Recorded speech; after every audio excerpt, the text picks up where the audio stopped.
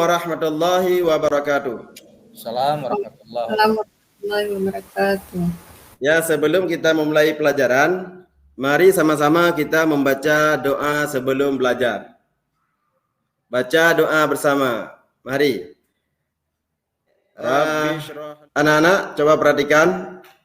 Saya absen dulu.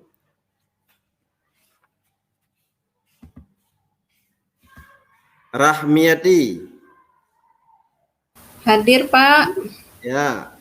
Tunjuk tangan ya. Wahyuni. Hadir Wahyuni. Sakit dia. Oke, baiklah.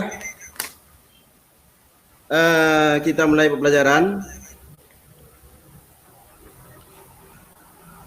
Pada pertemuan kali ini, karena ini materi ini merupakan 2 kali pertemuan. Pada pertemuan pertama, kita akan membahas mengenai aliran-aliran ilmu kalam. Dan fokus kita latar belakang munculnya aliran ilmu kalam tersebut dan ajaran-ajaran pokok yang diajarkan pada aliran kalam tersebut. Coba perhatikan, pertemuan pertama ini kita membahas tentang aliran-aliran ilmu kalam. Nah, ini tujuannya. Setelah pembelajaran nanti, anak-anak mampu menjelaskan sejarah muncul aliran-aliran ilmu kalam yang 8 macam yang tadi.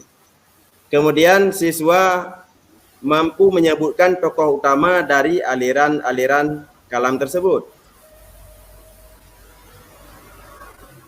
Nah, ini sedangkan sejarah munculnya ilmu kalam, yaitu menurut Tunku Muhammad As-Siddiqi dalam bukunya, istilah ilmu kalam itu dikenal pada masa Bani Abbasiyah, sesudah terjadinya banyak perdebatan, pertukaran pikiran, serta bercampur dengan masalah-masalah tauhid dan filsafat, seperti membicarakan materi, susunan tubuh, hukum-hukum zat, dan lain-lain. Dari situlah lahir suatu ilmu yang berdiri sendiri dengan diistilahkan dengan ilmu kalam.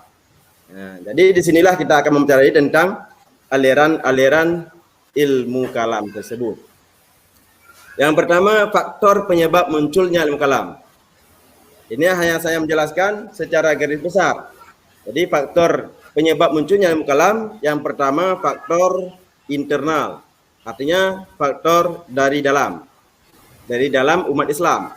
Kemudian yang kedua faktor eksternal, yaitu faktor yang terjadi dari luar, artinya bukan dari Islam tersebut. Faktor internal yaitu seperti perbedaan pemahaman Al-Quran, penyerapan hadis, kemudian persoalan politik, kemudian adanya kepentingan kelompok, kemudian ingkar terhadap ajaran agama, serta hidup mewah. Nah, karena selain dari pemahaman-pemahaman tersebut di atas terjadi perbedaan, juga termasuk gara-gara hidup mewah. Karena di akhir-akhir Khalifah Bani Abbasiyah ataupun Bani Umayyah itu banyak khalifah-khalifah yang tergila dengan kemewahan. Kemudian faktor eksternal, yaitu pengaruh dari luar agama Islam, kelompok Islam yang ingin membela Islam, dan juga pengaruh filsafat Yunani. Filsafat Yunani salah satunya contoh yaitu pengaruh filsafat Aristoteles ataupun pengaruh filsafat Plato. Maka terjadilah perbedaan pendapat. Kemudian dari latar belakang tersebut, maka lahirlah aliran-aliran dalam ilmu kalam. Yaitu aliran pertama lahir yaitu aliran Khawarij. Nah, itu disebabkan karena menantang kebijakan Ali bin Abi Thalib. Nanti akan dibahas secara mendetail. Kemudian Syiah, itu golongan pendukung Ali bin Abi Thalib. Kemudian golongan Murji'ah, yaitu golongan yang netral, artinya tidak masuk ke dalam aliran Khawarij dan juga tidak masuk kepada aliran Syiah. Kemudian aliran Jabariyah, aliran Qadariyah, aliran Mu'tazilah, serta aliran Ahlus Sunnah wal Jamaah. Aliran Ahlussunnah wal Jamaah tersebut itu terbagi dua, yaitu aliran Asy'ariyah dan aliran Maturidiyah. Nah, ini tokohnya. Silakan diperhatikan. Ini tokoh aliran Khawarij. Urwah bin Hudair, Mustarid bin Sa'ad. Nah, ini secara garis besar saya menjelaskan tentang latar belakang aliran ilmu kalam beserta tokoh-tokohnya. Nah, jadi setelah anak-anak mempelajari dari video slide tadi atau slide PowerPoint dari yang saya sampaikan tadi, silakan buka buku kembali, buku Akidah Akhlak halaman 22 sampai dengan halaman 31. Di situ kalian pelajari, pahami, cermati latar belakang munculnya aliran ilmu kalam beserta tokoh-tokoh utama yang ada di dalam aliran ilmu kalam tersebut. Oke, siap. Setelah membaca tentang aliran ilmu kalam tersebut, mulai dari latar belakang munculnya aliran ilmu kalam beserta tokoh-tokoh utama aliran ilmu kalam, ayo silahkan siapa yang belum memahami tentang latar belakang dan juga tokoh-tokoh utama. Silakan yang tidak bisa dipahami silakan ditanyakan. Saya, Pak. Oke, lanjut. Ibu siapa? Saya, Pak. Nurul Hidayah, ya silakan Nurul Hidayah. Apa gunanya Al-Quran itu sendiri tidak bisa menggabungkan beberapa aliran-aliran itu tersebut, Pak? Maksudnya kenapa dibiarkan begitu saja? Dan pada zaman dulu kan tentunya banyak sekali orang-orang yang paham tentang agama. Kok malah semakin banyak pemahaman semakin malah berbeda, bukan malah bersatu. Ya, bagus Pak Nurul Hidayat. Pertanyaannya cukup bagus. Ya, terima kasih Pak Nurul Hidayat. Itu pertanyaan yang sangat bagus. Ayo teman-teman yang lain bisa ada yang bisa menjawab? Oke, baik. Saya hanya mengemukakan sedikit, nanti akan silakan pelajari kembali di dalam buku Akidah Akhlak itu sudah tertulis dengan jelas itu bagaimana munculnya aliran ilmu kalam, kemudian mengapa terjadinya perbedaan, dan alasan yang terakhir mengapa tidak disatukan saja. Oke, kita tahu bersama, pernah dengar hadis Nabi yaitu khilafatul ummati rahmatun. Apa artinya? Perbedaan itu adalah rahmat. Perbedaan umatku itu rahmat. Perbedaan umatku itu menjadi rahmat. Nah, jadi di dalam Islam itu memang banyak terjadi perbedaan-perbedaan. Mengapa terjadinya perbedaan? Cara memahami ayat Al-Quran dan hadis. Nah, coba cermati kembali. Di situ ada dijelaskan. Jadi terakhir, mengapa tidak disatukan kembali? Itulah yang penting di dalam Islam.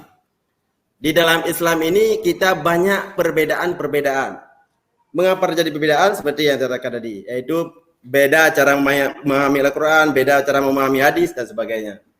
Jadi dari atas perbedaan tersebutlah, dengan sebab terjadi perbedaan tersebutlah, bagaimana kita menerima, bagaimana kita bisa menerima perbedaan tersebut dan tidak saling menyalahkan ataupun tidak saling memusuhi satu dengan yang lainnya. Kalau tidak ada pertanyaan lagi,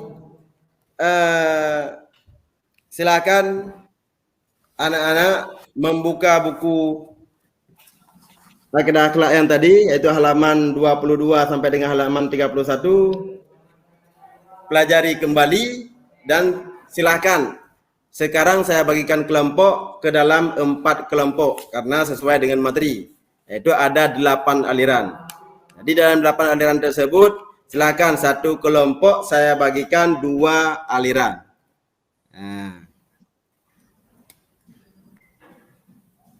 Oke, silakan duduk per kelompok masing-masing. Kelompok 1 ini diwakili oleh sekarang saya bagikan LKPD, yaitu lembar kerja peserta didik. Nah, silakan anak-anak membaca LKPD tersebut. Apabila ada yang tidak bisa dipahami, silakan ditanyakan kembali. Oke, silakan. Coba pahami kembali materi-materi yang ada di buku tersebut dan tulis kembali di lembar LKPD tersebut. Silakan tulis kembali, yaitu sebab munculnya aliran ilmu kalam. Misalkan aliran Khawarij, apa sebab munculnya aliran Khawarij? Kemudian aliran Syiah, apa penyebab munculnya aliran Syiah? Nah, kemudian aliran dan seterusnya. Yang kelompok itu ada 2 aliran. Kelompok 1 aliran Khawarij dan Syiah. Kelompok 2 aliran Murji'ah dan aliran Jabariyah. Kelompok 3 aliran Qadariyah dan Mu'tazilah. Dan kelompok 4 yaitu, ya perhatikan baik-baik itu bagaimana cara mengisi LKPD-nya. Sesuai dengan kolom-kolom yang sudah saya buat. Itu ditulis sesuai dengan kolomnya.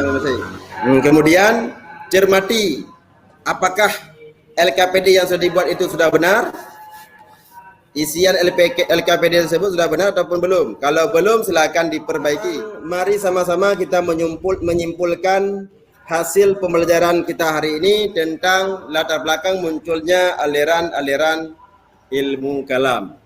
Siapa yang bisa menjelaskan dari aliran pertama? Siapa yang bisa menjelaskan? Ya, aliran Khawarij, munculnya aliran Khawarij itu disebabkan karena terjadinya tahkim.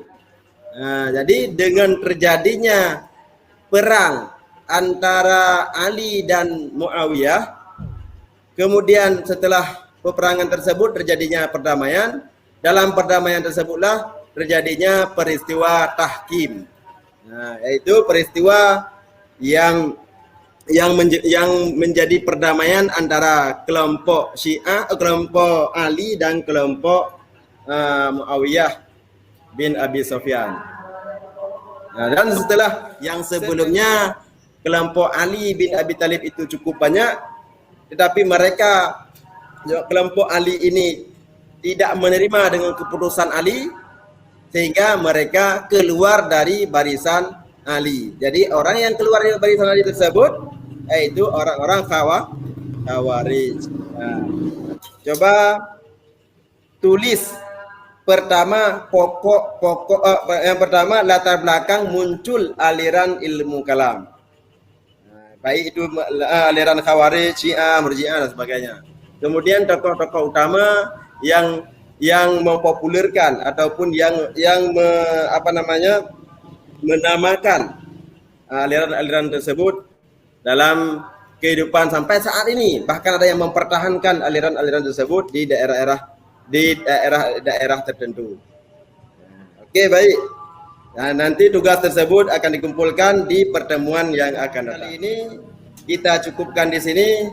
Nanti di pertemuan yang kedua kita akan membahas ajaran-ajaran pokok aliran-aliran ilmu kalam. Itu aliran Khawarij apa ajaran pokoknya, dan Syiah apa ajaran pokoknya, dan sampai kepada aliran Maturidiyah.